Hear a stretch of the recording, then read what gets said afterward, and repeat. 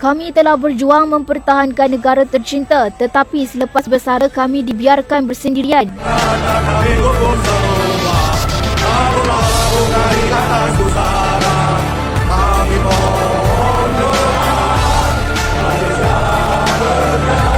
Pada 6 Jun lalu, Tugu Negara menjadi saksi menjadi sejarah apabila kira-kira 1,500 pesara tentera dari seluruh negara berkumpul menyuarakan rasa tidak puas hati mereka, terutama membabitkan isu kebajikan mereka yang berkorban keringat darah dan air mata untuk Malaysia. Dan atas harapan itu, 4 tuntutan dibawa kepada kerajaan demi mengenang jasa semua bekas angkatan tentera di negara ini. Penyelarasan pencen kami.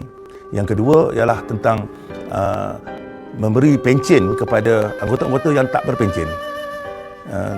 Ketiga ialah untuk membuat satu pengampunan secara secara menyeluruh kepada anggota-anggota yang telah diberhentikan daripada perkhidmatan, mereka yang tidak melakukan kesalahan yang begitu besar, supaya mereka diterima sebagai veteran.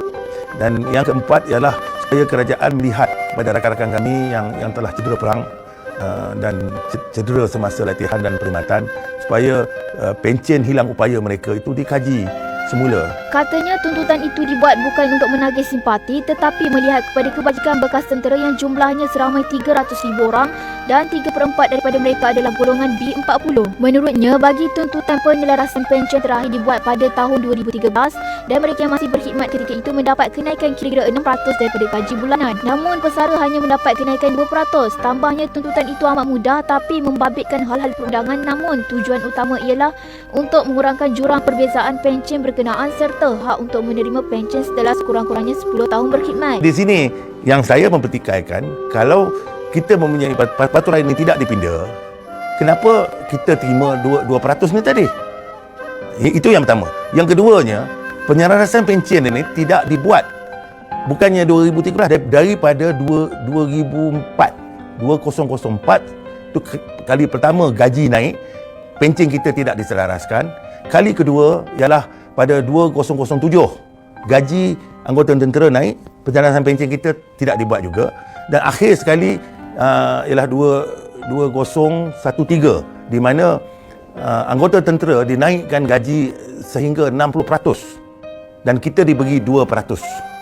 Jadi apabila orang-orang yang dinaikkan gaji pada tahun 2013 ni keluar, jurang perbezaan tadi sungguh jauh. Dia ada yang lebih sampai ke 80%. Dia punya bezanya antara apa yang berlaku dulu. Katakanlah seorang Panglima Tentera Udara dulu, Tan Sri Sulaiman Sujak, pencen dia adalah sama dengan gaji maksima korporal. Beliau turut merujuk kes pada tahun ini yang membabitkan kajian semula pencen 28 pesara hakim berhubung pelarasan kenaikan pencen dan faedah yang diterima mereka sejak 2015. Tahun 2022 ni, bulan Januari, Mahkamah Rayuan telah membuat keputusan bahawa dituntut oleh pesara-pesara awam, segolongan pesara awam, yang mengatakan bahawa kenaikan 2% ini adalah unconstitutional.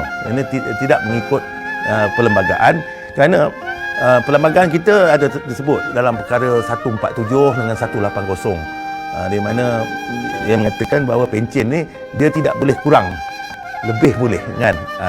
Dan pencen ini adalah dikawal oleh perlembagaan. Jadi kerajaan tidak boleh sewenang-wenangnya untuk nak kurangkan ke dan sebagainya. Dia mesti mengikut apa yang disebut di dalam perkara 147 itu. Beliau juga mahu kebajikan tentera yang berhenti awal dikaji semula. Katanya khusus bagi mereka yang terbabit dalam tempur dan infanteri yang terpaksa bersara awal dan tidak mempunyai kebayaran lain. Jadi syarat itu sangat ketat. Bukan, dan oleh kerana kontrak dia itu dah habis pada ketika itu, maka dia boleh tidak sambung. Ya, dia tidak sambung, dia berhentilah. Tetapi inilah jawapan yang diberi di Parlimen. Dah bertahun-tahun di Parlimen, soalan-soalan oleh pembangkang kepada kerajaan, kenapa anggota tentera berhenti? Jawapannya adalah jawapannya saya rasa hanya 30% saja yang betul. Iaitu jawapan yang dia beri, mereka memilih, orang putih kata to go for greener pasture. You know. Tapi ini tak betul, bukan semua yang berhenti yang greener pasture. Ini adalah orang-orang yang ada kelulusan orang-orang yang technician, orang yang ini. Tapi kalau orang tu infantry, dia ni adalah non-tradesman. Dia tidak ada apa pun dekat luar. Kalau dia seorang infantryman, dia tak boleh jadi technician. Dia tak ada kelulusan. Dan mereka, saya percaya mereka ni mau tak mau terpaksa dikeluarkan. Kan? Bukan kehendak mereka. Jadi saya sangat tak setuju apabila kerajaan kata mereka ini diberhentikan oleh kerana pilihan sendiri. Dalam pada itu, beliau juga mahukan Majlis Angkatan Tentera memainkan peranannya supaya melihat kembali akta-akta bersesuaian yang menyentuh pencen bagi pihak tentera. Ini dalam hal pemberian pencen kepada veteran yang tidak menerima pencen. Saya nak minta jeneral-jeneral yang ada dalam perkhidmatan ni, yang menjaga tentang pencen ni, supaya dia melihat Seksyen 187 Akta Angkatan Tentera. Ayat tu jelas mengatakan yang di-Pertuan Agong memberi kuasa kepada Majlis Angkatan Tentera untuk membuat peraturan pencen bagi anggota tentera. Itu nombor satu. Nombor dua, dia mengatakan bahawa Majlis Angkatan Tentera boleh membuat pencen secara kebelakangan atau dalam bahasa Inggeris retrospectively. Peraturan tu boleh seperti ke tarikh hingga sebelum akta itu diwujudkan. Selain itu, Mejar Bersara Mior Rosli berkata tuntutan juga menggesa pewujudan lembaga pengampunan bagi bekas tentera yang diberhentikan kerana isu disiplin di bawah Mahkamah Tentera. Katanya dalam tentera kalau ada kesalahan dilakukan pasti akan menerima hukuman dan tiada peluang pengampunan. Beliau yang hadir ke TV Pertiwi baru-baru ini juga berkata esok satu penyerahan memorandum akan dilakukan oleh Pertubuhan Suara Patriotik Rakyat Malaysia PSPRM. Memorandum akan diserahkan kepada Perdana Menteri Datuk Seri Ismail Sabri esok. 3 veteran membawa memo itu dengan berjalan kaki dari Ipoh ke Putrajaya. Mejar Bersara Mior yang juga perintis pasukan khas Paskal TUDM berkata 8 tahun berjuang, beliau berharap tuntutan itu diambil cakna oleh pihak berwajib. Saya melihat benda ini, kita tentera tidak lagi, kita ni bukan lagi dalam tentera, walaupun taat setia kita tu memang ada terhadap kerajaan dan sebagainya, dengan terhadap Yang di-Pertuan Agong. Tetapi saya rasa kalau kita tidak bersuara, tidak siapa yang akan bersuara.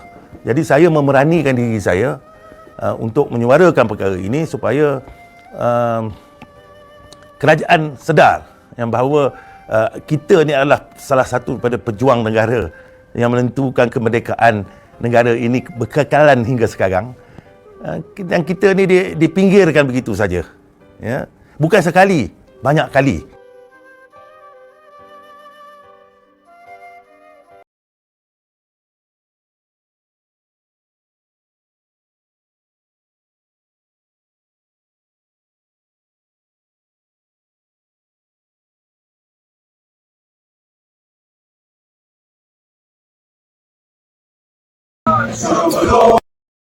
Sebelum kita berjaya, jangan harap kami pulang.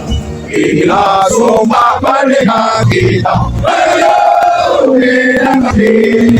Andai kata kami gugur semua, namunlah bunga di atas pusara. Kami mohon doa, Malaysia berjaya. Selesaikan yang telah diberi komitmen yang awal. Jadi saya selaku struktur politik kepada Yang Berhormat Perdana Menteri ditugaskan untuk menerima memorandum daripada Persatuan Veteran Angkatan Tentera Malaysia. Memorandum ini insyaAllah saya akan bawa kepada Yang Berhormat Perdana Menteri pada hari ini dan saya akan serahkan kepada beliau hasrat hati para veteran sekalian. Jadi saya bangga apabila mendengar dan saya dah tahu daripada kemarin bahawa ada sebilangan veteran yang bergerak berjalan kaki daripada Simpang Belai sehinggalah ke Putrajaya. Inilah semangat veteran daripada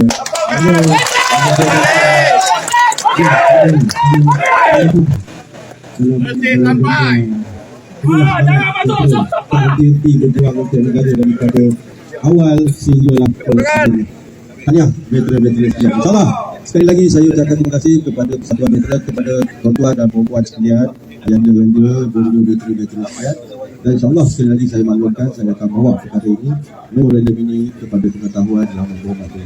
Sekian, Saya ucapkan terima kasih. Assalamualaikum warahmatullahi wabarakatuh.